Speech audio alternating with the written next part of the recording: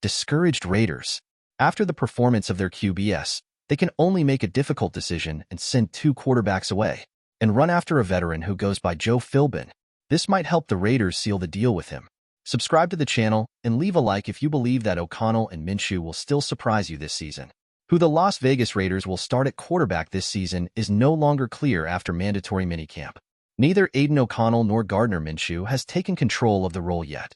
The Raiders haven't brought much competition to the two, as undrafted free agent Carter Bradley and former Baltimore Raven Anthony Brown have limited experience. In Las Vegas Review-Journal's Vincent Bonsignori's recent roster projection, he is predicting that Bradley and Brown will be cut.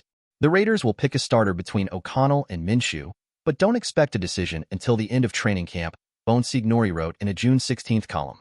They can keep 3 defenders, or they can hide their third option on their practice squad. It wouldn't be a surprise if the Raiders entered the regular season with just 2 quarterbacks on the active roster. Notably, Bradley is the son of former Raiders and current Indianapolis Colts defensive coordinator Gus Bradley. He will have a good chance of making the practice squad if the team cuts him.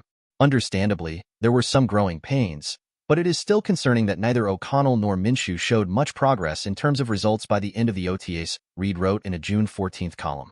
Both defenders had difficulty pushing the ball up the field, made many off-target shots, and often put the ball in danger. The Raiders will need more than that to keep the offense from being a problem once again.